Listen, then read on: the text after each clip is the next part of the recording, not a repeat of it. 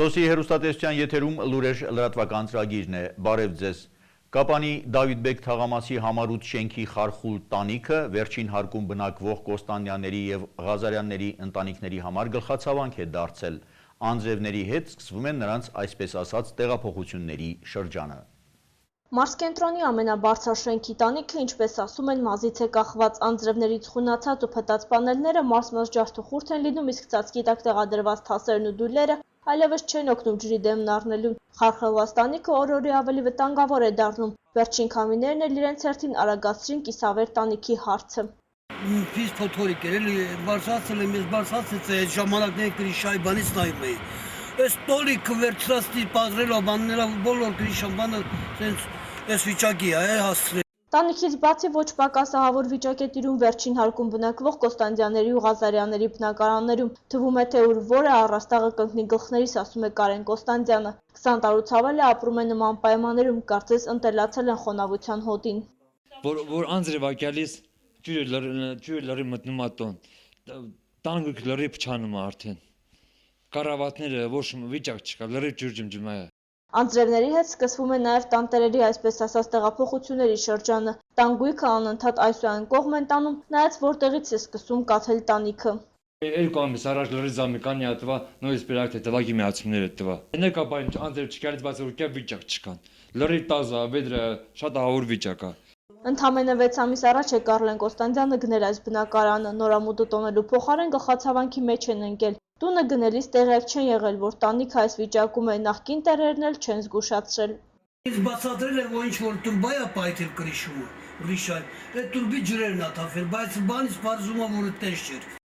Բնակարանները նորոգելու մասին Կոստանդյաններն ու Ղազարյանները չեն մտածում, անիմաստ է, ասում են, ամբողջ աշխատանքը ջուրը կընկնի։ Սեփականմիջոցներով չեն կարող նորոգել տանիքը, զգալի գումարներ են անհրաժեշտ։ Ապահովության համար ես մի 100,000 փողում ծախսա։ Կրիշան բետոն եմ արել են մեջտեղի կալոնայի վերևը, սվաղալան բետոնը մրապենը մրա, հետո դրանից հետո էլի բետոնը չի պայել, նորից այլի ջրերը գալիս, հիմա էլի նույն ձևից է,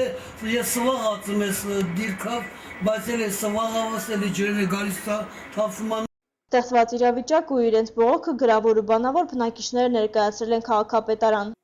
Քաղաքապետարանի մարզպետարան ասիկ բայց իրակ ոչ մի օգնություն ցուցաբերած չեն։ Լանդի ասում, հա, բայց ոչ շիմպենա իրականում չ։ Քաղաքապետարանի քաղաքաշինության բաժնի պետ Արմեն Ստեփանյանը մեծ հետ ունեցած հեռախոսազրույցում տեղեկացրեց, որ Դավիթբեկ թաղամասի համառոտ շենքի տանիքը նույնպես հաշվառել են վերջին օրերի քամիներից տուժածների ցանկում ու ներկայացրել մարզպետարան։ Մարտյան քամիներից տուժել էր նաև զբաղվածության մարզային կենտրոնի շենքի տանիքը։ Մետաղյա թիթեղները թափվել են ճանապարհին, բարեբախտաբար այդ պահին անցորդներ չկային։ Կապանի զբաղվածության մարզային կենտրոնի տանիքը ևս հայտնվել է քամուց տուժածների շարքում։ Տարիներ շարունակ այն գտնվել է վատթար վիճակում։ Հիմա էլ վերջին օրերի քամիները տանիքից մետաղյա թիթեղներ են թափել ցած։ Բարեբախտաբար այդ պահին ճանապարհին անցորդներ ու երեխաներ չկային։ Թափված թիթեղները աշխատողները հավաքել ու շենքի առաջին հարկում են պահել։ Ամս 13-ին ընդմիջման ժամը ժամ 1-ից 2 ժամանակահատվածում տեղի ունեցավ ուժեղ քամուց, վթարվել է Կապանի զբաղվածության մարզային կենտրոնի շենքի տանիքը։ Ինչպես դուք տեսաք, այն տանիքից թիթեղները փոկված եւ շփոթված, նույնիսկ գետին անգած ագին տեղ բացավ, եթե անձրևներ լինեն, աստվածավոր տեղումներ չունեն, թե անձրևներն ամբողջ այդ անձրևաջրերը թափվել են աշխատասենյակները։ Զբաղվածության մարզային կենտրոնի աշխատակիցները տարիներ շարունակ դժգոհում էին կաթող տանիքից, տեղումների ժամանակ աշխատասենյակներում դույլերն ու կաթսաները անպակաս էին, այդ թվում նաև տանիքում։ Հիմա էլ քամին է թիթեղները պոկել, խնդիրը ավելի է բարդացել, առաստաղից կաթող ջրի դեմն առնելն անհնար կլինի։ Վախենում ենք մի օր շենքը փլվի, այն ամբողջությամբ ճաքեր է տվել։ Շենքը գտնվում է Կապանի քաղաքապետարանի բալանսի վրա, մենք յուրաքանչյուր տարի գումար ենք վճարում դրա համար եւ ակնկալում ենք, որ իրանք էլ իրանց շենքը կբերեն կարգի, այսինքն կփորձեն այդ տանիքը վերանորոգել, որպեսզի չխաթարվի աշխատանքը զբաղվածության պետական ծառայությամբ։ Աշխատողները տարիներ շարունակ սպասելուց արդեն հույսները կտրել են։ Գոնե քամու հասցրած վնասը փոխհատուցվի, այլապես շենքում աշխատելը անհնար կլինի։ Տարին բարենպաստ չէր տեղում։ Գյուղացիները ստիպված վարկեր են վերցրել, ակնկալիքները մեծ չեն, աշխատում են ընդամենը օրվա հացը վաստակելու համար, պատմում են Գորիսի մեր գործընկերները։ Զույգերը, որոնք որ կլինեն երկուսը տեղ գյուղացիների հետ կամոստանան, մի հատ ոսկի նվեր եմ տալիս։ Այսինքն եթե երկուսը մեկ գյուղացի են։ Գորիսի տարածաշրջանի տեղգյուղ համայնքի ղեկավարն այսպես է խրախուսում երիտասարդներին, որ գյուղից չհեռանան, ամուսնանան, ընտանիք ստեղծեն, գյուղը շենացնեն։ Ասում է, թեև գյուղում ծնելիության մակարդակը բարձր չէ, բայց արտագաղթ էլ գրեթե չկա։ Գյուղից արտագաղթ չի եղել։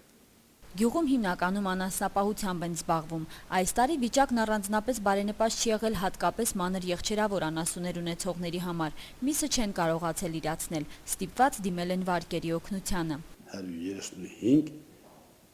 ընկերություն, այսինքն մեկ հետ միանում են, տեղափոխվել է գրաված տարածք, որի պատճառով բոլոր ֆերմերները դիմել են վարկի։ Մեկ ամսում $240,000 համարժեք դրամի վարկ են վերցրել գյուղի ֆերմերները։ Միայն մեկ հոգի չի կարողացել վարկը մարել, բայց համագյուղացիները մենակ չեն թողել։ Վերջի մոմենտում պետք է արդեն տունը վերցրել են ժողովուրդը, այսինքն ֆերմերները հիմնականը հավաքվել են յուրաքանչյուրը 1-2 անասուն տվել փակել են։ Տեղգյուղացիները մեծ ակնկալիքներ չունեն, աշխատում են օրվա հացը ստեղծում, տարին բարենպաստ լինի, բերքն էլ առատ։ Տարին լալանում, եթե չէ դուժվում են լրիվ, թե անասունները, թե ամբողջ ժողովուրդը։ Հիմնական անասուն ենք պահում, անասունն էլ շատ էժանա, գյուղացու ապրանքը լրիվ էժանա, պաներ էժանա, ամեն ինչ էժանա, յուղ էժանա, միս էժանա, շատ էժան են վերցնում։ Գյուղի տարեցներն են դժգոհ, երիտասարդ չեն, որպեսզի հող մշակեն, անասուն պահեն, թոշակի հույսին են մնացել, ավելի շատ պետության աջակցության կարիքն են զգում, բայց հպարտանում են գյուղի երիտասարդներով, աշխատասեր են, գործունյա։ Անասուն են պահում, ոչխար են պահում, չէ, ջահելները շատ ուժեղ են, ստեղ ջահելները շատ ուժեղ են։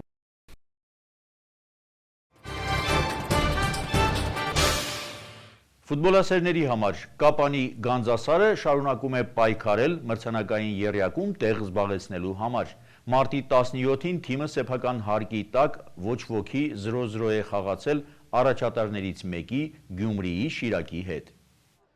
Շիրակը պայքարում է չեմպիոնի կոչման, Գանձասարը մրցանակային եռյակում տեղ գրավելու համար։ Խաղն անցավ լարված պայքարում, սակայն սուր գեղեցիկ գրոհներն ու վտանգավոր պահերը մատների վրա կարելի է հաշվել։ Ավելի շատ պայքար էր ծավալվել դաշտի կենտրոնում։ Նման դեպքերում ցանկացած սխալ, ցանկացած վրիպում կարող էր ճակատագրական դառնալ թիմերի համար, սակայն պաշտպանները չափազանց զգուշ ու հստակ էին գործում, այնպես որ հանդիսատեսները այդպես էլ գոլեր չտեսան եւ խաղի հաշիվը կարելի է տրամաբանական համարել։ Շիրակի գլխավոր մարզիչն էլ համամիտ էր, որ այնքան էլ դիտարժան խաղ չստացվեց։ Այն ինչ ոճով որ խաղում ենք ու այն ինչ ոճով որ որոշել էինք ուրեմն խաղալու, դաշտը տեսնելուց հետո պարզ դարձավ, որ այն խաղը, որը ուզում ենք խաղալ, գրեթե անհնար է նման վատ որակի դաշտի վրա ուրեմն իրագործել։ Դրա համար փոխեցինք ընթացքից ուրեմն մարդավարությունը ու երևի թե ոչ միայն մենք, այլ նաև Գանձասարը շեշտը դրեցինք երկար փոխանցումների վրա ու ավելի շատ այստեղ ոչ թե ինչ որ կոմբինացիոն բնույթ գրեց խաղը, այլ ավելի շատ շեշտը դրեցինք հակառակորդի պատահական կամ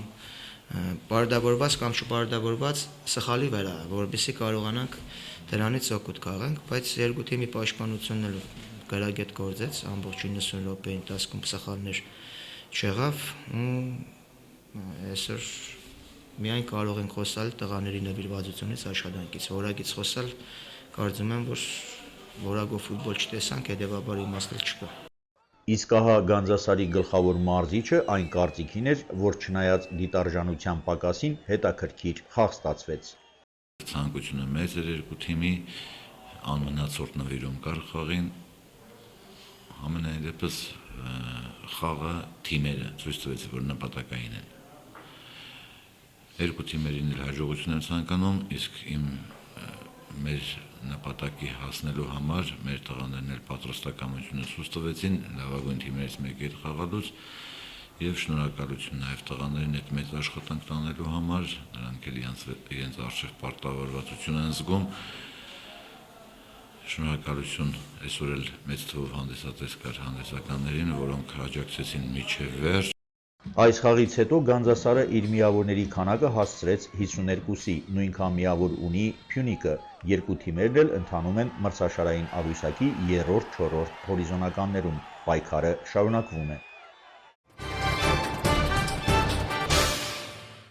Կիպրոսը ստիպված է ընտրություն կատարել վատ եւ շատ վատ որոշումների միջև։ Գերմանիայում ցուցարարները հանդես են գալիս Բերլինի պատի մի հատվածը քանդելու դեմ։ Թողարկման միջազգային լուրերը։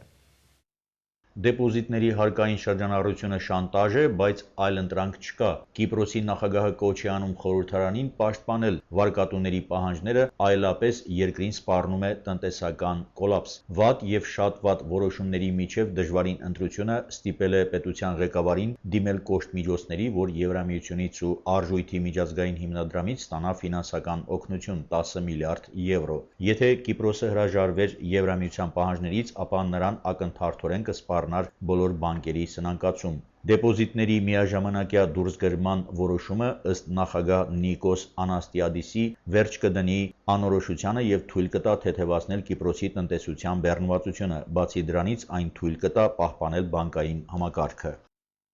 Ամերիկացի կինոդերասան Դեյվիդ Հասելհոֆը միացել է ցուցարարներին, որոնք հանդես են գալիս Բերլինի պատի մի հատվածը քանդելու դեմ։ Նա կրկին երգել է ազատության որոնումներում երգը, որը հնչեցրել էր Բերլինում 90 թվականի նախօրյակին պատը քանդելուց հետո։ Այսօր դրա մի հատվածը հայտնի որպես երկրի արևելյան հատվածի պատկերասրահ ծրագրվում է քանդել հանուն նոր կամրջի շինարարության, որը կանցնի Շպրեե գետի եւ բնակելի տան վրայով։ Բերլինցիները հանդես են եկել ի պաշտպանություն տեսարժան վայրի եւ փաստորեն ձախողել են քանդման աշխատանքները։ Արևելյան երկրի պատկերասրահը Բերլինի պատի քանդվելուց հետո դարձել էր մեծ կտավ ամբողջ աշխարհի նկարիչների համար։ Հենց այդտեղ է գտնվում օրինակ Դմիտրի Վրուբելի, Բրեժնևի եւ Հոնեկերի համբույրը հայտնի նկարը։ Սոսի հեռուստատեսության եթերում լուրեր լրատվական ծրագիրն էր։ Ես ձեզ հրաժեշտ եմ տալիս մինչ նոր հանդիպում։